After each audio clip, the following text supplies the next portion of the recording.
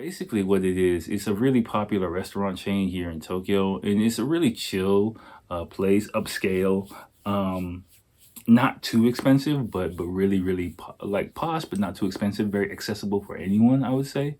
Um,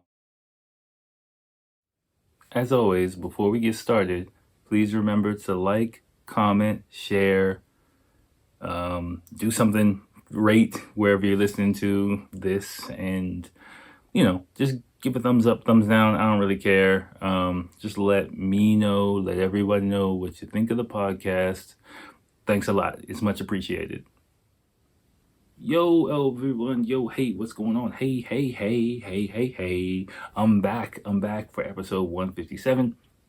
Thank you guys for the waiting. It's good to be here again. In this episode, really, not too long, pretty clean episode. What did I talk about? I let you know what's been going on recently, put you up on a couple of spots, hidden gems. Well, no, one hidden gem. Because me and Jeff from my Fukuoka story hung out, and I tell you about what we did. Before that, a TV show that I'm really interested in watching. I really hope that they renew. Netflix Japan renews very soon because I love it so much. And then I get into a movie review. I did something else, but I forgot what I did. Oh yeah, I give you an update on the Olympics. That's what it was. Give you an update on the Olympics and a movie review of one of the all-time great Japanese movies that catapulted itself overseas and became a hit in other countries. I found out about it when I was living in America. I'm pretty sure you've heard about it. If you haven't heard about it or you haven't seen it, listen to the review, then go watch it. After you watch all this and after you do a whole bunch of good stuff, like push the like button on. But I've already explained that in the beginning of the episode. So whatever.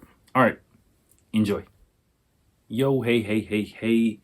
Hey, I'm back. Welcome back, everyone, to the podcast. We're in episode 157. It's been a while, but I am back. Good to talk to with you guys again. My beard's still kind of scruffy. I didn't just shave it. I shaved, but I just didn't shape it up for people watching on YouTube. I was like, let's just roll with it. Tomorrow's my day off, and I wear a face mask at work all day, so I'm just like, fuck it. I only trim my beard if I have to. So what's been going on with me recently is, of course, I was kind of cryptic in the last episode, which I recorded, I think, at the beginning of this month, and we're now towards the end of the month, so it's probably going to be about 2.5 weeks, maybe, between uploading episodes. But I just but it's been like over 3 weeks since I recorded. So, but no, basically, as I alluded to in the previous episode, I picked up a private teaching job from some people. I can't really say exactly who it is or whatnot, but just some people. I mean, it's probably not anyone you would know, but just to I just can't say. That's all. And so yeah, so that kind of a few days plus my regular work schedule plus that on top of it, and also some other family stuff that popped up in between. I was really kind of busy, and so I couldn't really make any time to record. Plus, also, I'm trying to get back in shape. You might notice I'm kind of lean, mean, back on the scene. No, I'm trying to get back into exercising again. Too many potato chips, too much beer, too much sake over the winter. I was looking at my gut. I was like, ew, So, yeah, I just bought another jump rope off of Amazon. The weather's starting to warm up here, so I can, just go out. I kind of figured a more slightly secluded, not even secluded, but spot away from houses so much so that I can jump rope at nighttime, like not, a little bit later on, like 10:30, 11 o'clock at night. I can kind of go out and jump rope get some type of exercise in, and over the past few weeks, I feel something going on in my gut. It's not really a six pack yet, but I can feel, it's not negative packs down there, so it's fine with me. But yeah, like if you don't know, kind of, especially in the urban or suburban areas in Japan, it's kind of different from the West. Like nighttime is fucking quiet here, man. It's fucking quiet. Like I didn't grow up in the suburbs. I grew up in the middle of Washington D.C. So as a kid, I was used to like noise outside. Like I lived fairly near a hospital in Washington D.C. in the 90s. So I heard ambulances going back and forth quite a bit, quite a bit, if you know what I'm saying. Um, and just just people, cars, stuff like that, just ambient noise, I guess, if you will. But in Japan, there isn't really any of that. Like even me doing this podcast at night, pretty sure my neighbors might be able to hear some of what I'm saying or whatever, or some noise coming from, my house. But whatever, fuck it.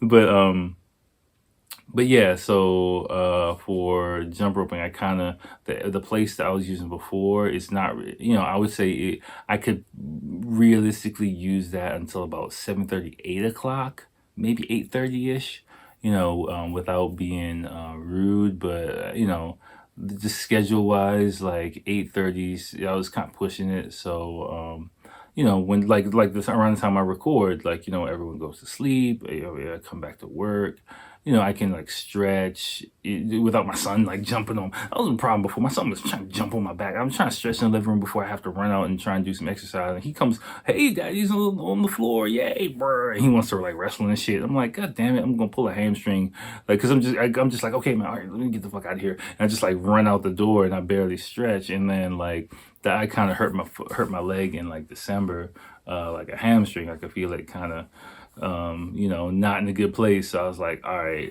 cold weather, not stretching, is not a good look. So intensive, not so intensive, but exercise, it's just not a good look at 39. So I put that on hold in winter. The past few weeks, like March, I was feeling myself like getting into. I don't know about you guys, but me personally, I'm not like a stickler on my weight, but I just want to feel like I'm in a comfortable range. I mean, I used to work out a lot in my 20s, but after family and stuff, like business and family stuff, that's been put on the back burner. So I just want to like be in a range where I can feel like I'm in striking distance whenever I'm ready to like full on go back into the gym in the future. I just want to stay within striking distance of that, a few weeks or a few months in the gym where I can kind of get my body into like, decent shape the way I would like it to be. So I was feeling like I was, getting outside of my striking distance. So I just kind of want to get myself back in there. So I haven't had a drink in like a couple of no, but I wanted to get a beer, but I was like, whatever. I'm not even gonna go to the convenience store. But yeah, I haven't had a drink in like about 3 weeks since I hung out with a buddy. Oh, I can talk to you about hanging out with my buddy. That was kind of fun. So actually I hung out with Jeff from my Fukuoka story, right? So if for long-time listeners, I told a story about Jeff, and we were Jeff and Will, and we went to Fukuoka together. So I hung out with Jeff like a few weeks ago, and it was a lot of fun. We went to basically we went restaurant hopping around because around Tokyo because of the situation now.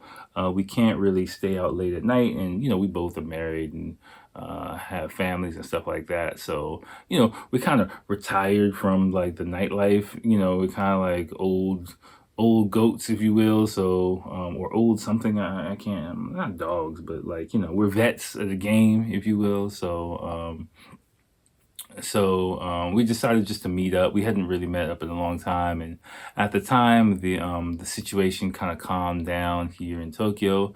It's kind of heated back up. I'll try and talk about it a little bit in a second. By the way, this episode is not going to be super like planned. The list we talked about before, that's out the window. It's been a couple of weeks. I just wanted to move on to a fresh topic, but give an update and move on to a quick fresh topic and get out of here not too long.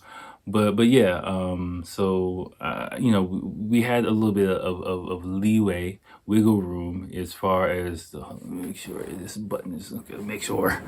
Haven't done this in a while. Okay, good. All right. We had a bit of wiggle room as far as like the situation goes. So we were like, hey, let's meet up. We haven't met up for a while, so we met up for lunch. In central Tokyo. Nice spot. We went to a nice, really, really nice spot that Jeff knew, and had some lunch. We had a couple beers, and then where we went after that, we went. Oh yeah, that's right. We went to a beer garden. Excuse me. We went to a beer garden in Daikanyama and hit that up, and just hung out on the terrace and having a couple some more craft beers, drinking, talking. How do we get from the point A to point B? Oh, we took the train. Okay, that's right. We took the train to Daikanyama and just walked to this craft beer place that Jeff knew. I hadn't been there before. I didn't know that they opened up a really nice place. I can't remember the fucking name of the place. I would try and show it to you guys, but I don't know where the fuck we were, And so we went there and we hung out there for a while, had some drinks. And then after that, we hit up Cicada, which is I can put Cicada in here. If you are coming into Tokyo, hold on, let me give them some love. Hold on. Give me a second, y'all. Give me a second, y'all. Let me get my notes together. I haven't done this in a while.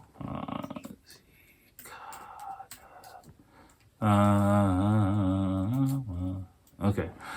So Cicada, what Cicada is a kind of a restaurant chain. I forgot. He was telling me about it. Like who owns it? I forgot. Like, we were drinking. I forgot. But basically what it is, it's a really popular restaurant chain here in Tokyo, and it's a really chill place, upscale. Not too expensive, but really, really like posh, but not too expensive. Very accessible for anyone, I would say. And there's one in Aoyama, which is like near Montesando. It's kind of hidden, so it's one of those spots where like you got to know where it is and know where it is. But if everyone who knows where it is, like even me, like I can't, I hadn't been there for like several years, so I know like the general street it's on. Probably I can find my way there, like like, oh yeah, it's that street, that side street. But I'm not out and about in central Tokyo. Like I haven't been out and about in central Tokyo for like the past 5, 6, 7 years. So but yeah, Cicada Aoyama, is definitely a place. It was a Friday afternoon, really chill vibes. It wasn't too crowded.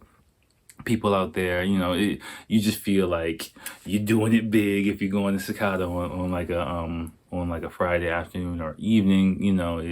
There's definitely places. It's definitely like a chill spot. Don't really go there by yourself. Definitely, there were some people taking dates. If you want to show up for a date, if you got a little bread in your pocket and you want to show out for a date, Cicada is always a good place. It's also family friendly if you want to go out with family. They have a nice little courtyard with some water in there. The food's really nice. They got some tapas. We had some wine. We had some drinks. After that, and then we went one more. Where did we go after that? Oh yeah, we were trying. We ended up in Fridays after that. Yeah, because I was trying because we were trying to find a few other spots, but oh yeah, I got some other shit to tell you guys. Wow. Okay, let me hurry up and get through this. So actually, yeah, from Cicada we walked because I was like, oh, I know another spot. No, we went to like a few other spots that Jeff knows, like in that Aoyama kind of central Tokyo area. He's more a mover and shaker in that area nowadays than I am. So he was like, how about this spot? I forgot.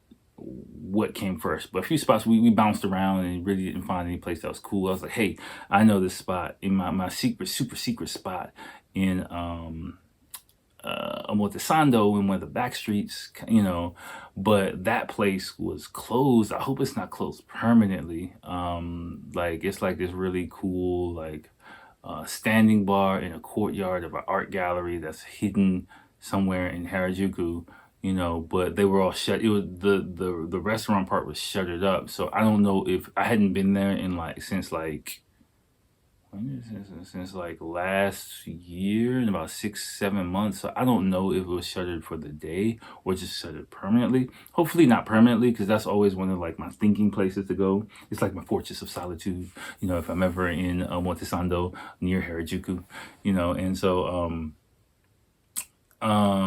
we wandered around Harajuku a bit, and then just ended up in Friday, had some like crappy food. We were we were like, okay, we gotta get the fuck out of here, because like we were like working our way down the scale of like sophistication. We were like really nice places. We were in Cicada, we were in these places, and then we just ended up in Fridays, drinking like terrible highballs, eating some like horrible buffalo chicken tenders, and it's just like we were just like disgusted. We didn't even finish our drinks. We were like, okay, let's get the fuck out of here, let's go home. Because like both of the places, like I had a place I wanted to go to, it was closed. He had another place he wanted to go to, it was closed. Another place I had been to years ago, that was closed. So it was just like, okay. And like speaking of clothes, like just walking through Harajuku, man, like the situation, again, for the algorithm, I'll just call it the situation. I'm trying to learn a lesson here. The situation has really affected Harajuku, because like no joke, like in the side streets of Harajuku, Omotesando, there's a lot of like, boutiques and clothing shops.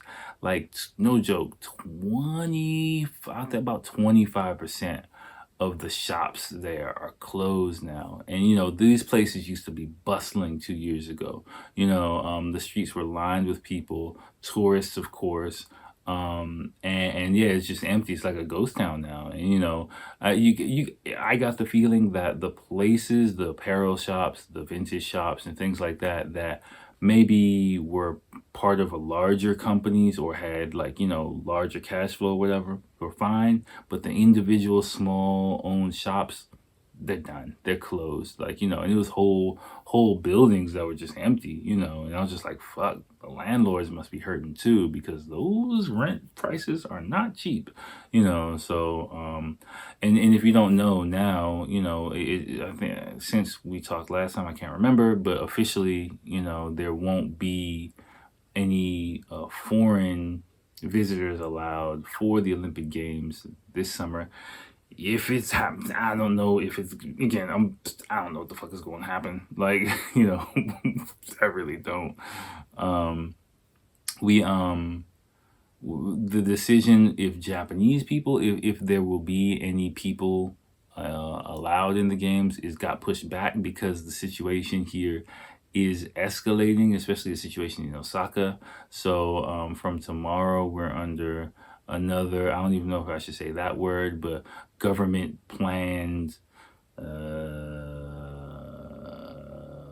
suppression tactic is what I'll say. Again, officially sanctioned suppression tactic by the government for the situation.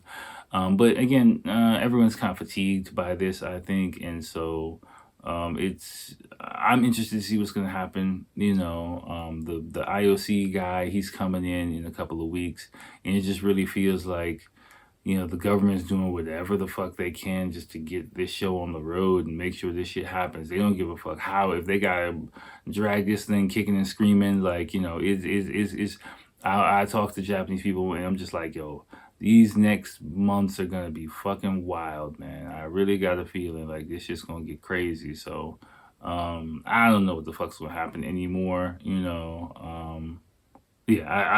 I just don't even know anymore. Like, but if it does go down, like, I don't think it's gonna be interesting. And personally, I tell Japanese people this all the time. Like, the reason why I'm skeptical also is Japan is a very inward looking country.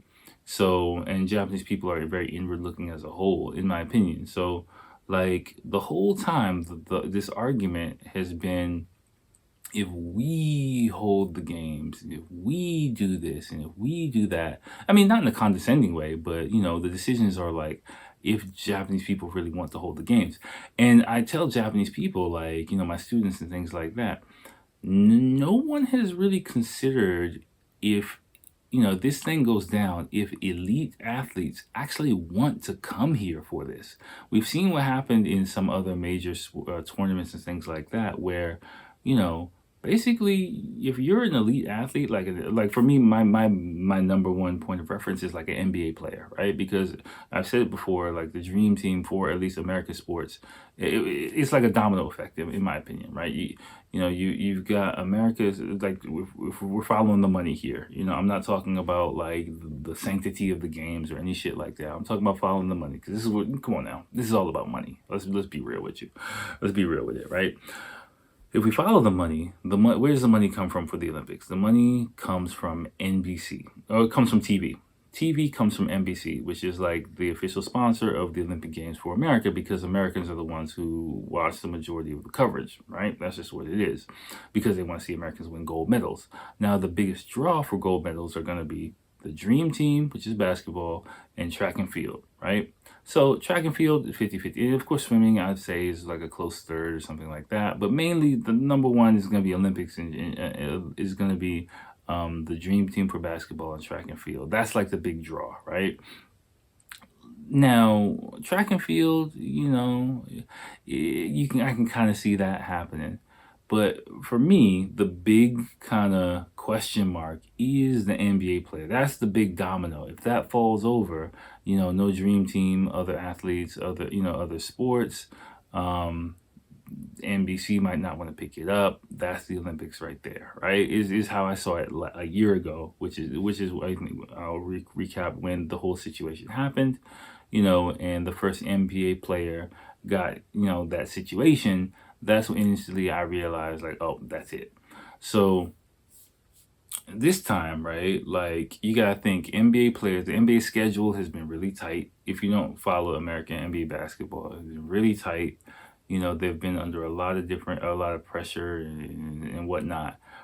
So if me, I was an NBA, like an elite NBA player, like a Kevin Durant, or well, not Kevin Durant, he's off injury, but like, I don't know, like Zach LaVine, I don't know, just popping names on my head, like, whoever's on the fucking team. I don't even know. They haven't even decided.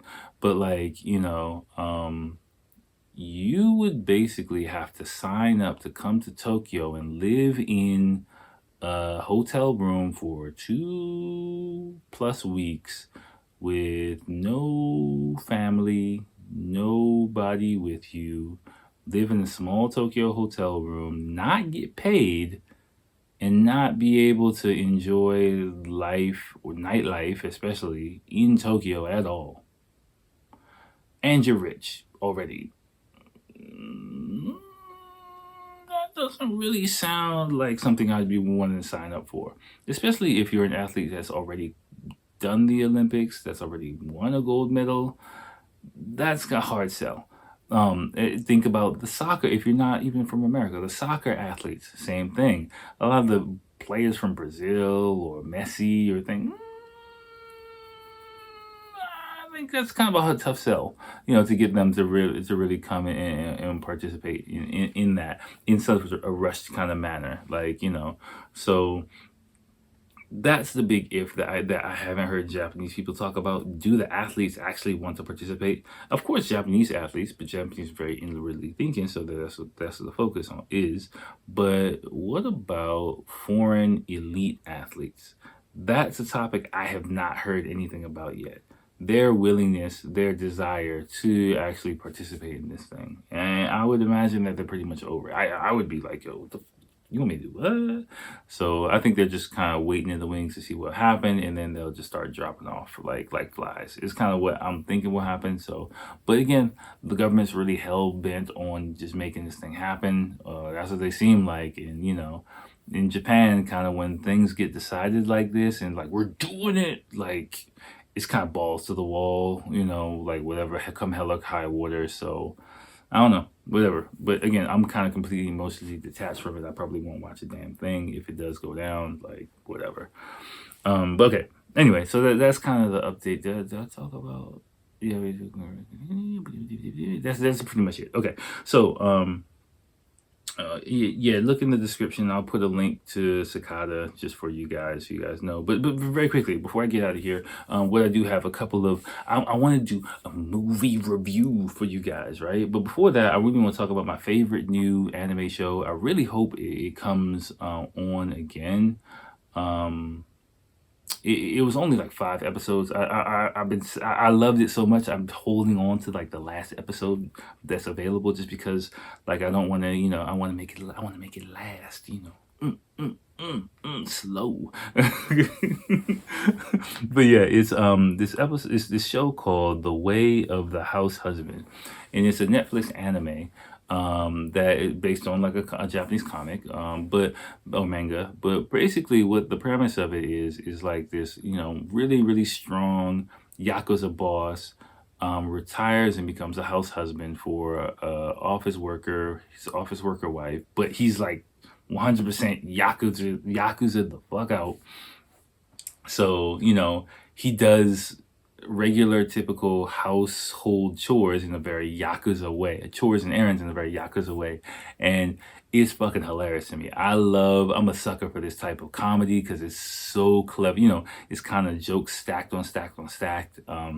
And if you don't live in Japan, if you're not familiar with Yakuza subculture, I mean, I'm not firsthand familiar with that shit, but just from movies, from general knowledge from my life here in Japan, some of the, watching in movies and TV shows, some of the ceremonies, some of the customs and things like that, I'm kind of vaguely familiar with the generalities of Yakuza life here in Japan. So, like, some of the jokes kind of come fast and are very subtle, nuanced, so if you're Japanese, I'm not Japanese, but if you were Japanese, you could kind of get it, like, but like I lost my shit when like I forgot what happened. Like he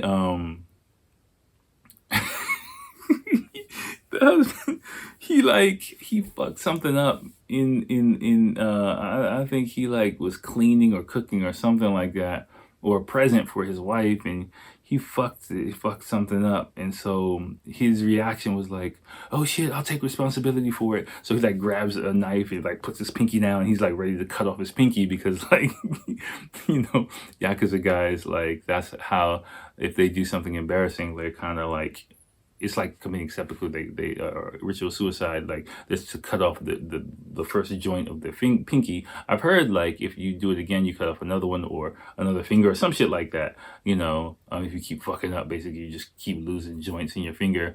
But he was just like, I'm gonna do it, and then his wife was like, what the fuck are you doing? She like drop kicks his ass and like he goes flying. Fucking hilarious for me. Like that's like my kind of brand of comedy. But the joke is like a split second. So it's like those kind of split second jokes, like he's doing like Yakuza ritual to like invite someone over or some shit like it's fucking hilarious, right? So definitely check that out if you have it on Netflix. Yeah. Another thing, one more thing, and then I'll get out of here. I was thinking, because I'd kind of like to, give some stuff.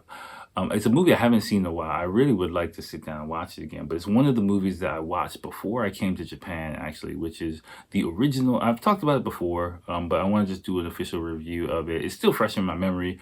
I just looked at the trailer one more time to refresh my memory before we started. Of course, the trailer is going to be in the description, but the world famous Battle Royale from the year 2000. I can't believe that fucking thing is 21 years old, because I remember watching it on like VHS. I don't know how the fuck we got it, but I remember watching it. Maybe someone from my college let me rent it, let me borrow it or something, but I remember watching Battle Royale on VHS at my cousin's house in like the year 2001 or something like that, 2002, and it blew my fucking mind, right? And if you don't know what Battle Royale is, like, you fucking up.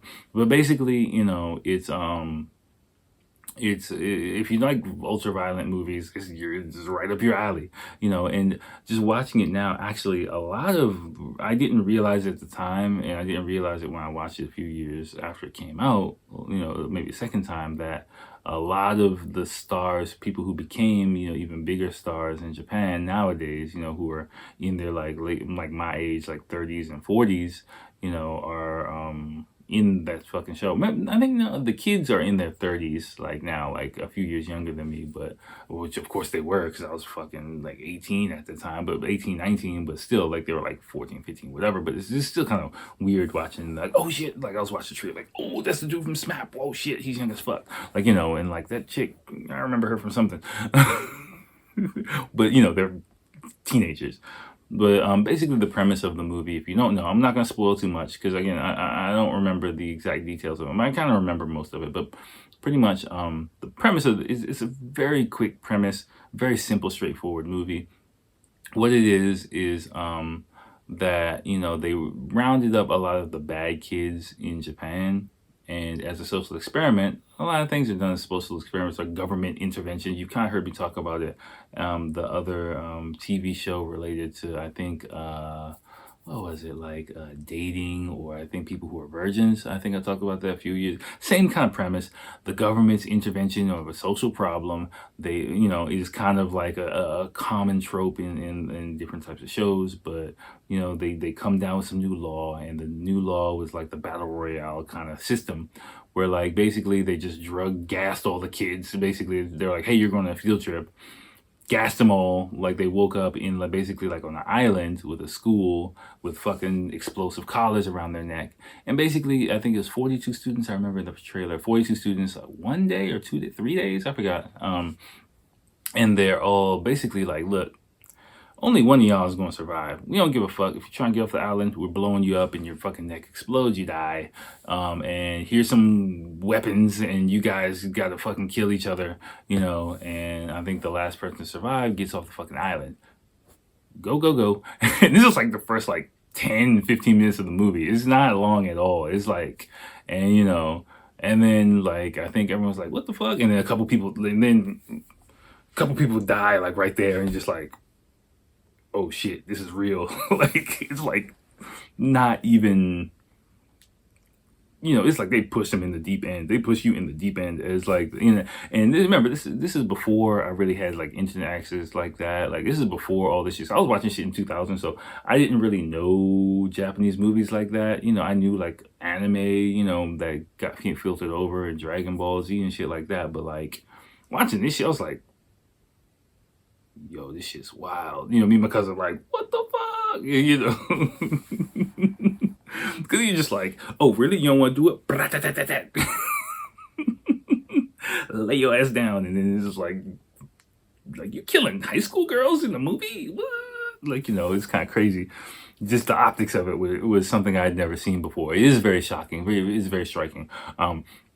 I'm not going to go beyond the general premise of the movie, because there are just so many. I remember several surprises and turns, and it's just such a straightforward movie, but the nuance in the character, I think it just be the characters, even characters who don't play a major role, who just come up and do something completely unexpected, or you think, oh yeah, wow, like like the deaths of this I'd say the deaths in this are just so interesting. It's just such a gore fest. It's fucking a gore fest, and it's just like, if you love this type of shit and you've never seen Battle Royale before, definitely, I'm sure you'll be able to find it somewhere nowadays. Like, give it a watch. Like, it's a gem. It's just a gem. So I'm thinking, so I'm gonna stop there, but I'm thinking, I like doing this type of shit, and I'll try my best, like look for some, just to warm back up to the podcast again, getting back to the roots of the podcast, like putting people onto stuff in Japan. Do a few movie reviews. I think it would be an easy way to do things. I'll just watch them, find something from a list, watch a movie, pull it up somehow, and just watch it, and give you guys a review, give you guys my take on it. I think that would be kind of cool. So I don't know. I'll figure some shit out for the next episode. I don't know what the fuck I was gonna do. I was gonna talk about some shit today. I was like, man, let me just do a movie review. I think that would be kind of a bit more interesting for everyone, even whether you have or you haven't seen Battle Royale. But whatever. Okay, let me end that right here. Okay, good talking with you guys again. I'm looking forward to going back and listening to this after the editing process. It might be a few days because I might try and get it up tomorrow. We'll see. I'll get it up when I get it up, but yeah, I'll try. Hopefully, I'll be kind of back on my regular schedule or semi-regular schedule. Not as big of a gap as it was before. My schedule's kind of like evened out, But okay, whatever. Let me get the fuck up out of here, and I'll holler at you next time. Peace.